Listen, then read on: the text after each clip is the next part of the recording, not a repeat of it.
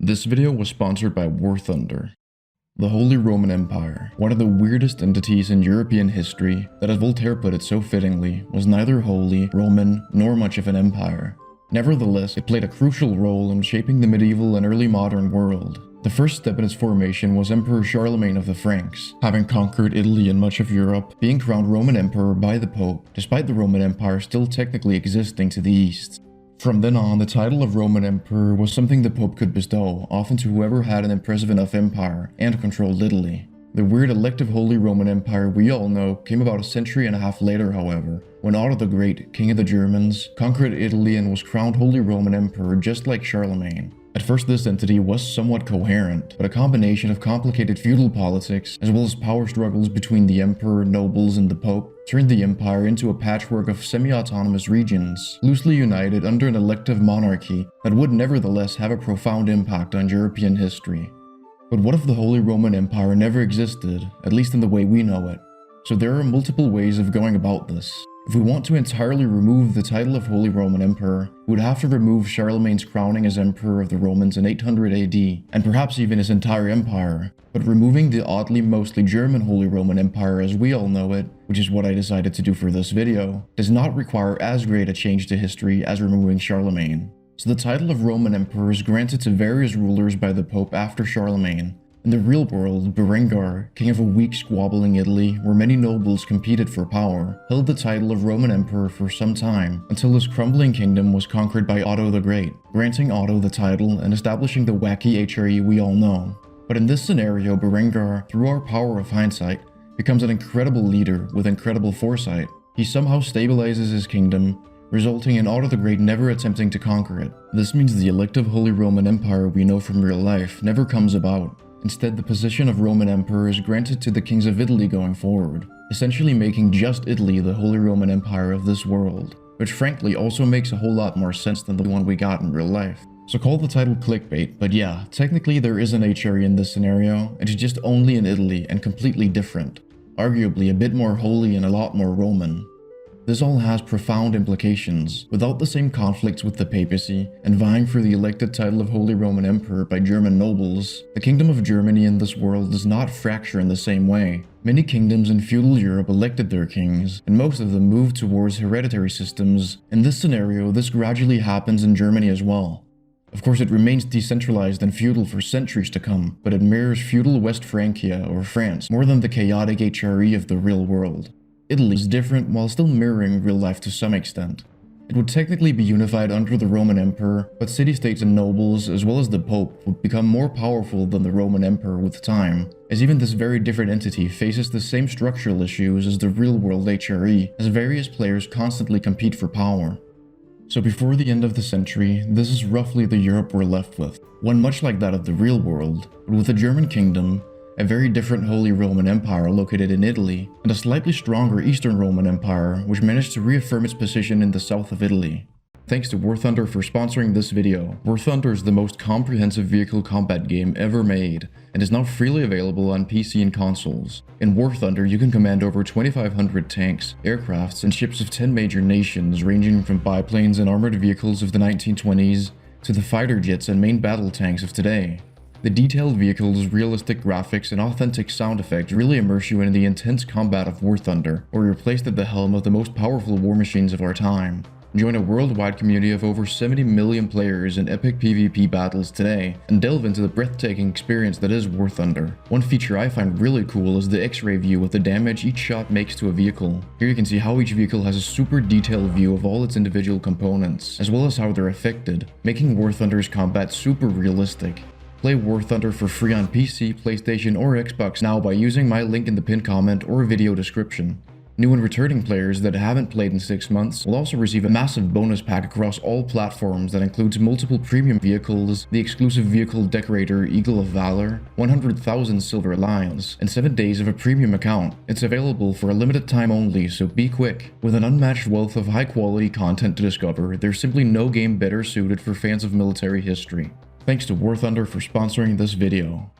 The first century and a half of this world progresses similarly to our real world, although one significant change is how the Kingdom of Burgundy, also known as the Kingdom of Arles, not having a successor after the death of King Rudolf III is dealt with. In real life, it passed to the Holy Roman Emperor, but with it being in Italy and Germany being led by Otto the Great's descendants, this plays out completely differently. There would be a power struggle between the surrounding Holy Roman Empire, Germany, and France, resulting in a division of the kingdom. To the east, Bohemia's fate is also quite different. In real life, Poland took control over Bohemia during a period of instability. The son of the now deposed Duke of Bohemia went to the Holy Roman Emperor for support, promising Bohemia would join the empire, hence why Bohemia became a part of the HRE.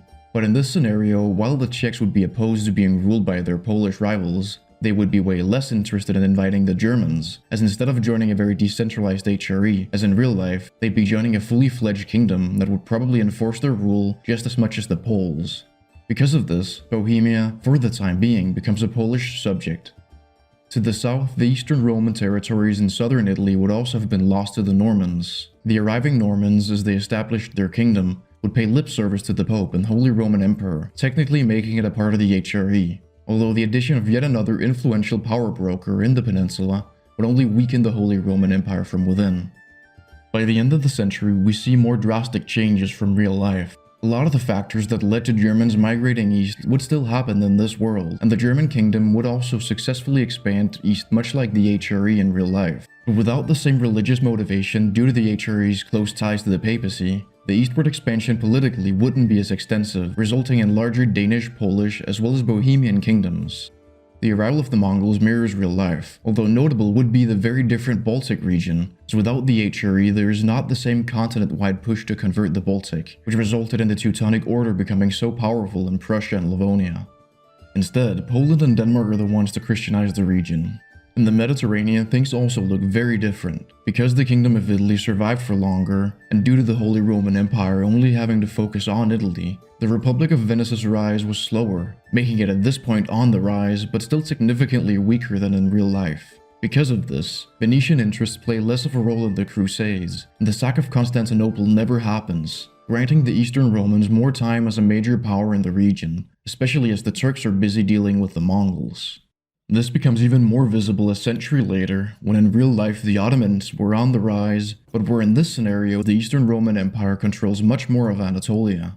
Taking advantage of the 100 Years' War and the feudal politics of France and Germany, the Duchy of Burgundy, like in real life, would have for the past century been slowly rising to prominence, and now to a point where it's de facto, even if not de jure, its own power in between Germany, France, and Italy, although its borders look quite a bit different than in real life, as expansion in Germany would have been more difficult. The Dukes of Burgundy managed this by playing the Germans and French off of each other, and because Germany, seeing France centralize power as a result of the 100 Years' War, wanted a buffer state in between it and the most populous kingdom on the continent.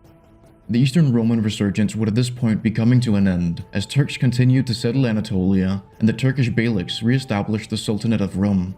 That said, its hold in the Balkans is significantly stronger, as after centuries of Roman rule, the Bulgars were mostly assimilated into the broader Roman-Greek identity. A century later, as the last Duke of Burgundy would die without an heir, the now much more centralized France and Germany would split most of Burgundy. Germany would be in a golden age, but France, now centralized and no longer busy with England, would be on the rise and seriously threaten German power. Poland would also be at its zenith, with its massive empire spanning much of Eastern Europe. The Holy Roman Empire would at this point, after centuries of nobles and the Pope making the position of emperor less and less relevant, formally come to an end. Out of the HRE would rise several regional powers, as well as the Papal States directly under the Pope. The biggest difference between this Italy and real-world Italy is that southern Italy is much wealthier, as it experienced much the same development as the north, having been split between countless tiny duchies and city-states, as the Norman kingdom split apart due to the complex politics of the HRE. Without the staunchly Catholic Holy Roman Empire or the same papal influence in Germany, actually the biggest change this century is that there is no Protestant Reformation, at least not in the way we know it. Some of the same sentiments and ideas would rise in Germany and Northern Europe, especially as the papacy loses a lot of legitimacy after the fall of the HRE. But there wouldn't be the same complex decoupling from Catholicism. The German and Scandinavian churches would more akin to the Great Schism than the Reformation of real life, gradually just leave the Catholic world and eventually stop acknowledging the papacy. European politics progress and borders shift. Broadly speaking, there are many of the same trends as in real life, but Germany is a major player and has frequent major wars with France and Poland. often with the Scandinavians or England as allies. Germany would for the most part hold its own against its neighbors, gaining ground on its eastern front with Poland, but losing ground to France very gradually. The Eastern Roman Empire still stands firm against its many rivals, but it is a shell of its former self, having become a wacky Greco-Bulgarian middle power as Anatolia is firmly under Turkish rule, and Spain and the Egyptian Empire challenge it at sea. Great changes can also be seen outside of Europe, as there is another major colonial power added to the mix. German colonial ventures would mirror that of the Dutch in real life, but would be much more extensive and see much more success due to it being backed by a massive empire. In the 1600s, these colonies would be fairly limited, as Germany would have had to compete with the Spanish and Portuguese, who remained strong in South America.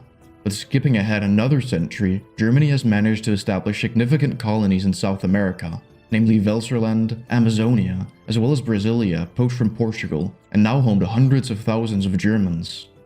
While Germany's colonial empire has been rapidly growing, in Europe it has been shrinking for centuries due to being defeated by repeated coalitions of its neighbors, primarily led by France. This created a widespread feeling of Germany having been humiliated by the rest of the continent, with millions of Germans living in France. This would lead to Kaiser Karl Otto I, a man of great ambition and with many revolutionary ideas, to rapidly grow in power and popularity, as he centralized most of the authority in the empire under himself. Karl Otto in this world mirrors Napoleon to an extent. His ideas were, however, not born out of revolution, but through centuries of Germany and the Germans being constantly battered by all their neighbors. His most influential ideas would be nationalism and the concept of a nation-state. He would also be a great military strategist, to the detriment of the rest of Europe, as he began his nationalistically driven conquests. Several European powers would actually come to Germany's aid. Russia, for instance, would want to unite with the other East Slavs living under Polish rule. During his Scandinavian campaign, the nation-state of Finland would also be established to keep the stubborn Swedes, unwilling to join the Scandinavian nation-state, in check. And during Karl Otto's conquests in Italy, an Italian state would be established, closely aligned with Germany. The Eastern Roman Empire, now reformed into a Greek nation-state, would also have ambitions similar to Germany's, as millions of Greeks found themselves under Turkish rule in Anatolia. Karl Otto's conquests and the European nationalist wars would completely reshape the continent, but his new European order would quickly fall, as only 20 years later he would die early with only a weak child heir, and Germany's rivals would take advantage of this, as Europe once again returns to a multipolar balance of powers. But skipping into the modern day, this is Germany, or Dutchland, in 2024. One interesting aspect of this world is how the Dutch and German identities are one and the same. This means the English term Dutch evolves to become another word for Germans. In this scenario, German and Dutch are interchangeable terms in English. Germany, or Dutchland, is by far the most significant power on the European continent, and the central cog the continent turns around. In Europe, it is by far the wealthiest country and just barely the most populous, basically neck and neck with Russia. In the world broadly, it has the 4th largest GDP, as well as the 9th largest population. Although with its broader European sphere of influence, it remains one of the most powerful countries in the world, despite the country itself being notably behind some of the continent-spanning giants.